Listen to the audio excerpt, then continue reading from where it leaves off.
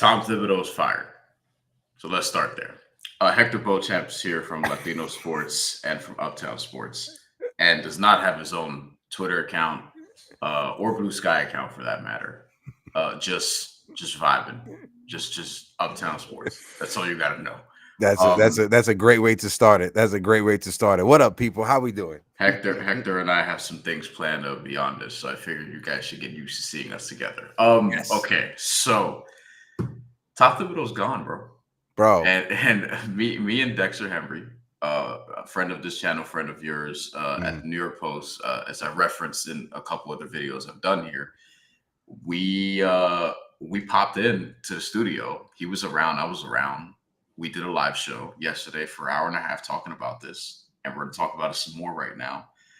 But I'm not going to lie, even though I knew the possibility was there, I was pretty surprised. What was your initial reaction to Tom Thibodeau? Same. The thing, Tom Thibodeau being ousted.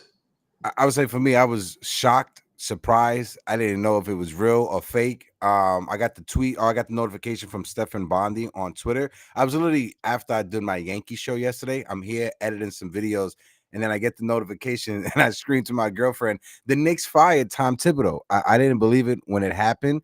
The shock hit me, but at the same time,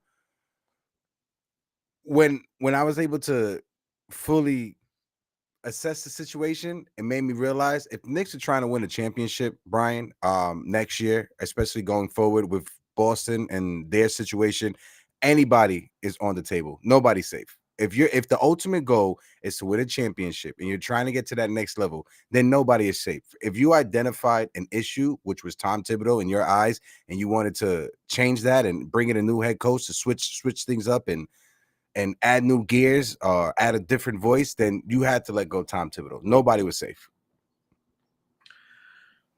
I have mixed feelings about whether or not this is the right move, quote unquote. Because I think that while I understand completely like why you do this, you feel like you need to get to the next level, even though Tom Thibodeau got you to the next level. Yeah. But regardless, I don't think, to me, he was the biggest problem. And now, as we've seen in just the discourse since, and I have some thoughts on this, he's going to be difficult to replace sneakily, because firing him is easy. It's like, okay, you want to shift in philosophy, I would think. This is why I don't think Michael Malone makes a lot of sense. The former Denver Nuggets coach who won a championship with Nikola Jokic and Jamal Murray and Aaron Gordon in 2023. But he's too similar to Thibodeau. And that's one name that some Knicks fans are calling for that I don't think understand. Like, no, the entire reason he's not in Denver anymore is because of the clash with Calvin Booth, the GM, who also got fired, and the ownership looked at the situation and was like, all right, the two of y'all get the hell out of here, because he didn't want Michael Malone. He didn't want to play the young guys that Booth drafted. Booth didn't want to sign the veterans that helped get them to the promised land, so to speak. So there was a clash there. I think, though, with Tom Thibodeau, like, there were issues. Not playing your depth in the regular season to get you ready to go deeper in the playoffs in a Pacers series like that. And just he kind of is who he is. You know you're going to have a better defense than you expect. And I think the defense last year that finished like 13th, there's kind of some smoke and mirrors to it. It probably should have been worse considering the two. Like, you could hunt Jalen Brunson and you could hunt Karl Anthony Towns, which other teams did, made them pay for that. But in terms of replacing him, and you're announcing to the world, this is championship or bust, essentially. And it's like, are you sure you're gonna bring somebody who's ready for this? Championship or bust is one thing. Championship or bust in this city with this franchise who is starved with this fan base. Can somebody coming in handle that on top of just the basketball piece of all of this? Yeah, when you put up the window or the time frame, this is a win now scenario with the New York Knicks now, right? Firing Tom Thibodeau, going into this season now with a new head coach. When you look at the Boston Celtics, knowing that Jason Tatum most likely is going to miss this entire season, you have to take advantage of next year knowing that the Boston Celtics won't be a top team in the Eastern Conference. So if the New York Knicks realize that it's not just our depth, it's also Tom Thibodeau and that voice in the locker room that needs to change, you got to go all in, right? I agree with you. I'm not in favor of firing Tom Thibodeau because Tom Thibodeau got us here, right? He's the reason why we are here. 4 of the last 5 seasons Tom Thibodeau has been here, we've made the playoffs. And when's the last time we could say as Knicks fans or as Knicks content creators, the New York Knicks had a head coach where 4 out of 5 years we made it to the playoffs? We're normally firing coaches after 2 or 3 seasons and bringing in a new regime, whether it's the head coach, whether it's the front office head, the president, whatever. My only thing is now, after the move was done, you're hearing the whispers, and this is my concerns, Brian, the whispers that the decision was made by James Dolan and alone. And that's the issue that I have, because when James Dolan gets involved, when he gets into the kitchen, he starts making arroz con culo. Let's talk about it. This is important, and I don't think we talked about this enough yesterday, quite frankly. Because I mean, it had just happened, right? And now that I've had some time, I had a night to digest it. I didn't even sleep that well last night. People could probably hear it in my voice. I thought this was gonna be a calm week. Like, Knicks got eliminated. I could chill a little bit to the finals, but I've been pumping out content like every day. It's ridiculous. I don't take care of myself. So basically, the Dolan piece is important. Like, even Stephen Bondy said, like, yo, this is like Leon Rose's call, but James Dolan was involved. And I was like, and I work with Bondy. We both work at the Post, but I'm looking at it like, I don't know, Dolan's name, I'm hearing it a little bit more than I used to. Yeah.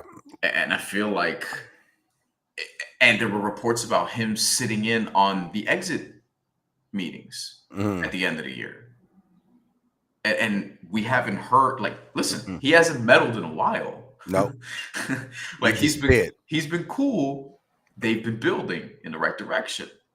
That being said, sometimes you got to scratch that itch. And when you're a billionaire, multi-billionaire with a toy, you want to play with that toy. He's been on the sidelines for a minute. The team is good now. And like, I feel like almost it's like a matter of time before he messes it up. and now it's like, are we sure he's not a little bit more involved than we're being let on? Was this his call ultimately? And if this is his call, why does it stop here? Why would it stop here? Why wouldn't it be to, like, oh, also, by the way, fire Tom Thibodeau and then get me Giannis or Kevin Durant? Yeah. Why would it stop here? Yeah. Yeah, I'm 100% with you. And when it was known, I saw on Twitter that he was involved or he was there during the exit meetings.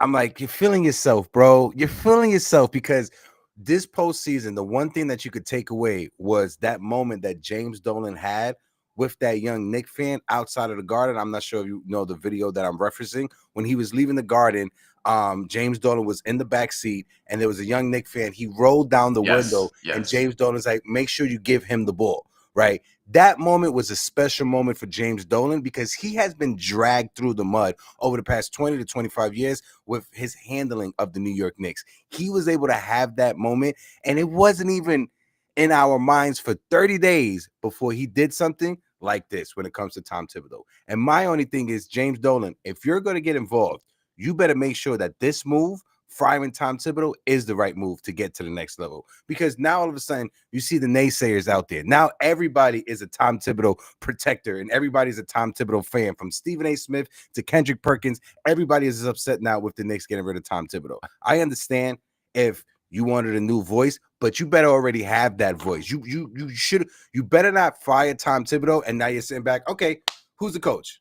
You better have that coach decision or the person that you want to hire already made up in your head, instead of looking at the field of who's available and the candidates that's out there. I found a clip of Ian Begley, who obviously has been all over this, and somebody I've known for a long time, actually.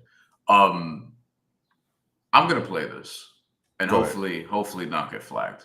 We're gonna try this because I don't know what the rules are on Twitter. Oh no, we good. You got it on Twitter. We good. Yeah. I don't always know what the rules are, but here we go. We have Ian Begley on SNY, breaking down basically, let's get this out of there, breaking down basically how involved people were at the exit meetings. Well, if these exit interviews weren't like the traditional NBA This is courtesy of SNY. Let me say that also because they're a little stingy. exit interviews, it wasn't just execs talking to players. It was execs and ownership. James Dolan was there in the meetings, talking to coaches, assistant coaches, Tom Thibodeau, players, and so I can only assume that there was nothing said that led them to believe otherwise, that they should continue with Tom Thibodeau as head coach. I don't know specifically what was said, but I'm sure if enough of the guys had said, hey, we need Tom Thibodeau back, we're riding with him, maybe the decision would have gone the other way. So that's I think how you can conclude those meetings went. All right, you mentioned James Dolan was there. It's not a thing that always happens. I'm sure it's not the first time, but it's noteworthy that he's there. Yeah. Like if he were there and it wasn't a big deal, but I just have questions. James Let's Dolan, see. anyone See who's what else is followed here. sports in this town for 5 seconds knows nothing happens at the Garden without Dolan being involved. So how much of this decision was Dolan and how much of it was Leon Rose? There's the follow-up, Beeman. Look, I'll say this. I think saying it was a Leon Rose-led decision is accurate. And, people might say, how is James Dolan not involved here? Fair All I'll say is, in the past, when Tom Thibodeau's seat got hot, Leon Rose chose at least twice to hold on to Thibodeau. And at one point, he was going to go down with the ship if he was forced to fire Thibodeau. It was different this time. So if this was not a Leon Rose decision, he would have resigned with Thibodeau. Leon Rose was on board with this. Was Dolan against firing Tom Thibodeau? Obviously not. But he also is going to have to pay out this $30 million plus extension that Thibodeau is owed. That's all guaranteed money. So while James Dolan was involved in a way that an owner would be, it wasn't against Leon Rose. He didn't make this decision against Leon Rose's wishes. The speculation already running wild with the big names as a... That's good to know. To me, that's good to know. Also, too, Brian, I wish somebody would just fire me and just pay me $30 million just to walk away. I would. He had 3 years left on his deal for $30 million. It's basically a mid-level exception player. Yeah. Nice severance package for Tom Thibodeau. Listen, if this was a Leon Rose-led decision and James Dolan was there advising him, if Leon Rose is the one that pulled the trigger on this, I respect it. But if James Dolan is the person behind the screen pulling the strings, that's something that gives me concern. But hearing Begley said that no, this wasn't James Dolan decision. If it was James Dolan decision, Leon Rose would have walked away as well. That gives me a little it makes me feel a little bit better going forward. I still have some questions. I will never question Ian's reporting because I do this as solid as it gets. Again, I've known him for. I met him when I was like barely in the industry. I had just started at SB Nation, and he sat with me and stuff because we had met through decks and whatever. Yeah, and he gave me his measure of advice and all these different things. So I would never badmouth Ian or anything like that. But I do have some questions about like how this sort of operation is going. From a what they want people to know standpoint, like. It feels a little bit, I don't want to say shady because that's strong, but if this is Leon Rose led, I also think that there probably is pressure. It doesn't have to be necessarily from Dolan, but pressure to be like, all right, like, listen, if I'm going to make this change, I'm going to do it now. If we're under the guise of, hey, this is Leon Rose led. And I think he looks at the situation like windows come and go like this in this league. And even hiring the coach is not gonna fix everything. It's just not. Like there's beyond Tom Thibodeau, there's a roster problem. Yeah, like that's the main thing here. Stephen Bondi says here, you can forget Michael Malone as a replacement for Thibodeau. Not going to happen. And then Seth Davis posted something. I should probably find this. Seth Davis posted something because there are some people who are like, hey, Jay Wright, ? And it's like, are we going? And then Dexter was like, are we going, too far with the Villanova thing, which I found funny. I kind of have to agree with Dex because it's like, yeah, like I get the whole Villanova thing. You're trying to replicate that magic or try to do a cheat code and replicate that chemistry on the NBA level. But I'm not sure if Knicks fans are going to go for Jay Wright personally.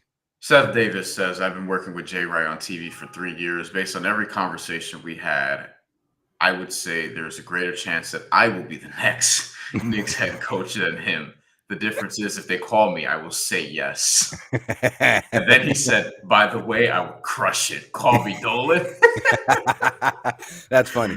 I love but that. if you're Jay Wright, do you want to give up that job security you have in Villanova to come over to the Knicks? And same thing, because the first person I thought of, right, when Jay Wright name was brought up, I'm like, why don't we go get the coach from UConn, right? Dan Hurley. He's been connected to the Knicks, but no, to your point, right? It's because of the job security, right? And could he replicate that at the NBA level? No is the answer, and he'd get it back. The problem is his rigid ass. He is a college coach through and through. I don't know if he would work. This is just my speculation. I don't think he would work in the NBA. We had someone, I'm blanking on who said it, because we had a few different people on the show yesterday, but they were like, no, that Dan Hurley would burn himself out by December. And it might be true. Fran Fraschilla had a list of 7 different things here. We could get to this too. Fran Fraschilla, obviously from ESPN, long time college basketball analyst, also former coach. Tibbs didn't deserve to get fired. A bad thing. That's number 1. Number 2, Knicks owe him $30 million. A good thing. Number 3, it's not bad when the owner or a team president doesn't meet the media. It's not good. I mean, my bad. It's not good when the owner or team president doesn't meet the media. A bad thing. Yeah. My least favorite thing about the Knicks organization. Yeah. They don't talk to media ever, and they should. Yeah. And there's some people will be like, "Oh no, that's better because they keep everything in house." Because y'all, media people are full of shit. And it's like, no, you don't understand. Like the media is a bridge to the fans, even still today in 2025, and with the Knicks unable to be questioned, which is obviously a Dolan thing, like that's not good. And it also leaves a lot of more room for speculation. And honestly, I think the rise in Knicks fan content in particular is in part because of that, right? Like, I'm not saying it's a good or bad thing, but I'm saying like because you barely have any access to management on the Knicks side, you have all these fan blogs and fan sites and fan content, successful fan content outlets. And we know people at these places who do great work. They're able to pop up, but they're not even able to get access to become like that level of media, which, and some of them deserve to be, I would say, as somebody that covers the Yankees and the Mets for Latino sports media, with the media, the level of access that we're able to get from the Yankees, like people can poo-poo and hate on Brian Cashman, Aaron Boone. They make themselves available to the media every day. And like you said, that's the one thing as a fan and as a content creator, when it comes to the Knicks, that frustrates me, because I'm gonna be honest with you. I don't even know how Leon Rose's sound. I don't even know how his voice sounds, bro. That's how long I haven't heard him talk to the media. I don't even remember how this man sounds. For the cover art for this, or for one of these things I was doing, I looked for photos of him, and none of them were recent. There was like one image of him, 1 or 2 images of him in the round against the Pistons in the first round of the playoffs, sitting there. And it wasn't even that great of a photo. It wasn't even a usable one. No offense, Leon Rose. I don't think you look like a bad dude. That's not what I'm trying to say. Number 4, he don't give a shit.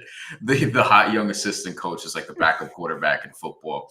They're popular until the first 4-game losing streak. I agree with that 100%. That Fran Fraschilla. Let's see what else you got. Number 5, the team desperately needs a second perimeter scorer to give Brunson a mental health break. Yes. I have some names I've thought about, but this is not the episode for that. Jordan Clarkson. Let's continue. We do have a comment here. I'm gonna get to you in a second. Thank you, Gideon. My guy G Money. Tell me if I'm fucking up your name. I don't mean to do that. 6. Listen, it's 2025, yo. There ain't a lot of they ain't like we ain't got no Helgas anymore. You know what I'm saying? Like No. we got like advanced names. Appreciate it. Number 6, pray that Jalen stays healthy because the future has been mortgaged. Yeah. Big one. We can talk about that. Number 7, they are not smart enough to hire Jeff Van Gundy, so Mike Malone fits. Mike Malone, I disagree with that for reasons I said. He's too similar to Tom Thibodeau. You need a complete philosophical shift. I don't know about not smart enough to hire Jeff Van Gundy. This is actually the smartest the Knicks have been in my lifetime, which is crazy to say. I think they'll make a good hire, but I don't think the coach solves everything. And you still have a roster problem that you need to address. You need depth, and you need to figure out, can Jalen Brunson and Karl-Anthony Towns play together in the playoffs? Are you sold on Van Gundy? Do you think the Knicks go down that route when it comes to bringing back Jeff Van Gundy to the New York Knicks? He is credited with at least partially why the Clippers defense was really good last year, and why a lot of people were excited about the Clippers to say, hey, this is a team that could push Oklahoma City the furthest out of everyone in the Western Conference. Now, they ended up losing to the Denver Nuggets in round 1. In a 7-game series, mind you, but they ended up losing to the Denver Nuggets in round 1. It's entirely possible we look back and it's like, oh, they were the 3rd best team in the Western Conference. And that might be true. Who knows? With respect to Minnesota, who I thought was getting too much credit for beating no centers in the first 2 rounds. But with Jeff Van Gundy, I don't know what his relationship is with the Knicks. That's what I'm worried about. That's the question. I also like that. I had it on my list of names who wouldn't surprise me, but I think that would surprise me the most out of the names who wouldn't surprise me if I'm grading on a curve. Yeah, and knowing that Jeff Van Gundy and Rick Brunson, they have somewhat of a relationship, is it safe to say that Rick Brunson will be back as an assistant coach next year? Is his job safe? Or he gets reassigned to special advisor to Leon Rose just to keep him around. Gideon says, I'm happy Tibbs is gone. New bad blood was needed. I would be curious, Gideon, to know who would you want them to hire. Hector, let me give you the list of names. Go ahead. These are not endorsements. These are absolutely not endorsements. But these are just the names, some of the names, because I thought of a couple later. I forgot to add them. Names that if I woke up tomorrow, and it's like the Knicks hired this person to be their head coach, I'd be like, that doesn't surprise me. Mike Malone is on that list, even though I don't think they should go that route. But it doesn't seem like they will, according to Stephen Bondi, which is, I think, a good thing. Knicks fans should not want the same type of dude. Taylor Jenkins, ex-head coach from the Memphis Grizzlies, who was fired, surprisingly, toward the end of the year. Don't know how good of a coach he actually is, but he coached a different type of team, and they were younger. And is Taylor Jenkins ready for this? I don't know. But he's out there, and he's a good coach. Jeff Van Gundy was here. That would surprise me more than the rest of these, but that would be defeating the purposes of my own game here. Sam Cassell, longtime assistant, longtime player, hasn't gotten a shot. Not sure I want this to be his first shot from the Knicks, but Sam Cassell nonetheless. Rick Pitino, the head coach of St. John's. If I woke up tomorrow, heck, and I'm reading the Knicks hired Rick Pitino, I'm like, you know what? Rick Pitino would do some shit like that.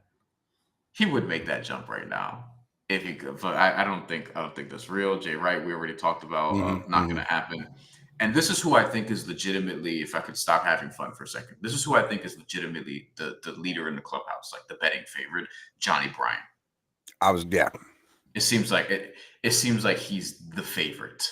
Yeah. Associate head coach of the Cavs, was associate head coach for the Knicks, or top assistant for the Knicks during the Tom Thibodeau era, the first 4 years or something along those lines. Yeah. I don't know about throwing a first-year head coach into this smoke, though. I'm not sure about. I agree with you. I'm not sure you take a first-year head coach and you throw him into this mix, right? If you're going to fire Tom Thibodeau and bring in a head coach, you bring in a head coach that, one, has a track record, two, been there to the NBA Finals and won the NBA Finals before. So when it comes to Johnny Bryan, I'm not sure. But on the flip side of it, ever since Leon Rose took over as the president of the Knicks, when we brought over Johnny Bryan, we were told as Knicks fans, or we were conditioned to believe as Knicks fans, Johnny Bryan is here as an assistant to be groomed to eventually be the head coach with Donovan Mitchell on this roster. So if you go out there and you bring in Johnny to Donovan Mitchell, yeah, I know. I brought up Donovan Mitchell, but if you're going to go that route with Johnny Bryan, I'm okay with it, knowing that he was a part of the organization and you were grooming him to eventually be the head coach. I found the clip from earlier that I was referencing. Okay. This is from yesterday with us at the Post. John Schmelk, who had a couple head coaches in mind. One of them made the chat recoil, but I was like, I can kind of see the vision. Let's see if it makes this clip. But this is courtesy of the New York Post, and I'm in this clip, so I'm going to use it. Shout out to you. We're doing our best. I don't have an easy answer, and that's why I probably would have kept Tom Thibodeau as my head coach, to be totally honest with you. Look, I think you make the phone call to Jay Wright. I think that's a conversation you have, especially given his ability to play 5 out with a shooting big man like Karl Anthony Towns. I think that's a conversation you have, and is obviously his relationship to Jalen Brunson, Josh Hart, Mikal Bridges. I think that's a conversation. I think, Johnny Bryant's a guy they have a lot of internal knowledge about. So if they believe that he's going to be a great coach, I would feel better about that than bringing in some assistant off another staff they don't have a great feel for. I mean, you always look at somebody off of Spoelstra's staff. He's a great staff. Chris Quinn. I think those are the guys you look at. I've heard Mike Brown's name mentioned around a little bit. I think he's a fine NBA head coach, but is he a better head coach than Tom Thibodeau? I don't know if that's the case, to be honest with you. So, and if anyone tells you Mark Jackson should be the next head coach, you just know never to listen to that person and their NBA takes ever again. No, it's the perfect Rorschach test. If you think Mark Jackson should coach the Knicks, don't respect anything that person has to say about it. I've actually heard Mark Jackson's name. Yes, I've heard. And I just blocked people on Twitter immediately when I see that thing come up. It's weird hearing me talk over myself. That shit was right on my Adam's apple. Let me hear that again. Say about I've actually heard Mark Jackson's name. Yes, I've heard. And I just blocked people on Twitter immediately right on when I see that thing come up. Right on my shit. Okay. I personally believe that was a shot at Stephen A. Smith.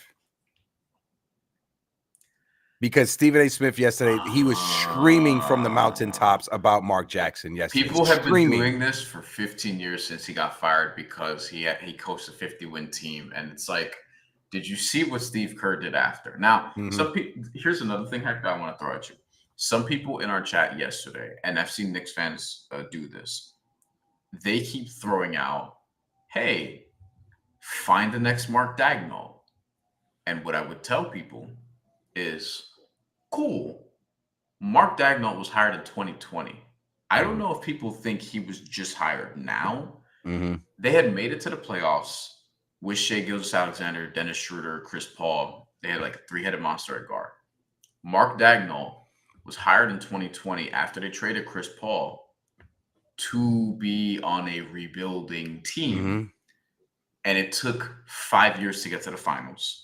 4 years to get to where they got to last year, the second round, like winning a playoff series. Yeah. I'm not even sure they made it to the playoffs in any of the first 3 years before that.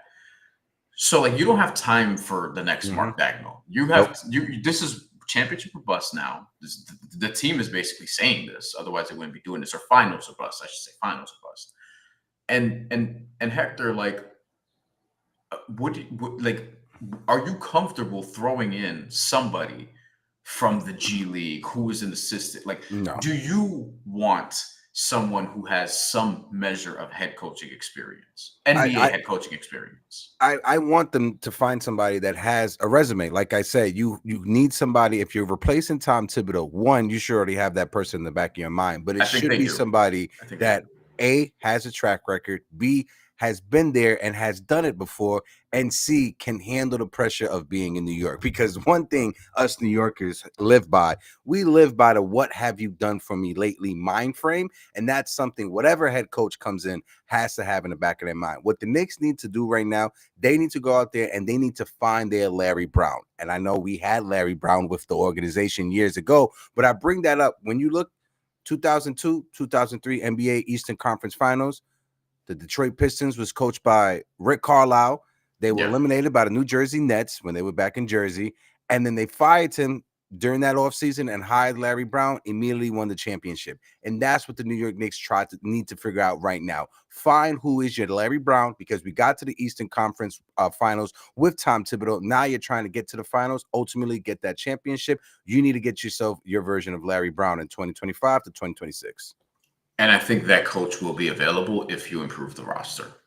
You have to figure out depth. You have to figure out, and this is the other thing Tibbs trade signals to me is, not that it's open season on the roster, but I think Jalen Brunson is the only one I'd consider safe personally. Yeah.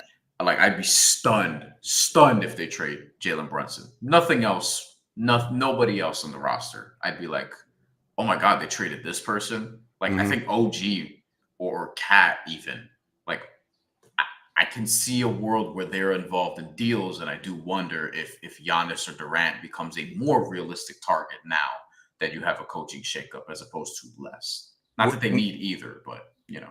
When we first started the conversation, I preferenced or I started the convo by saying that when the New York Knicks fired Tom Thibodeau, I was shocked, right? Because yes, Tom Thibodeau, his matchups and his lack of in-game adjustment, game to game or quarter to quarter, was very noticeable if you're watching from the outside, right? But the one thing that I was worried about was Tom Thibodeau wasn't the one who was missing his defensive assignments like Karl-Anthony Towns was, right? Tom Thibodeau wasn't the person that was missing wide open layup opportunities like Josh Hart and Mikal Bridges were doing in the last couple of games. Tom Thibodeau wasn't a person that was turning over the ball left and right in the last two games like Josh Hart was doing, right? So yes, I'm shocked that Tom Thibodeau got fired, but on the flip side of it, Tom Thibodeau wasn't out there on the court turning the ball over left and right. Tyrese Halliburton misses that shot in game 1, and Tom Thibodeau might still be here. And honestly, we might have just finished game 7 a couple nights ago. I don't know who would have won the series. I know a lot of people would say, oh, the Knicks win the series from that. Maybe. We'll never know. But I do think that bounce might have been what got him fired. Yeah, everybody is quick to do the what if games. If I didn't get braids in junior high school, I would have hair right now, Brian. You feel me? That you can't do the what if game. I think my hairline is not what it used to be, admittedly. That shit was sharp. Like, even a few years ago, I did get it braided in high school though, because Puerto Rican, we do that. Of course, and I'm suffering from it in 2025. Yeah. Speaking of, you got to go to the barber, and I got to eat breakfast. Thank y'all for watching. If you do watch this after the fact, leave a like, leave a comment, and you will be seeing Hector and I doing more, and you will see me doing more on this channel. Next time you'll hear from me here, probably early Friday, we'll be recapping game 1.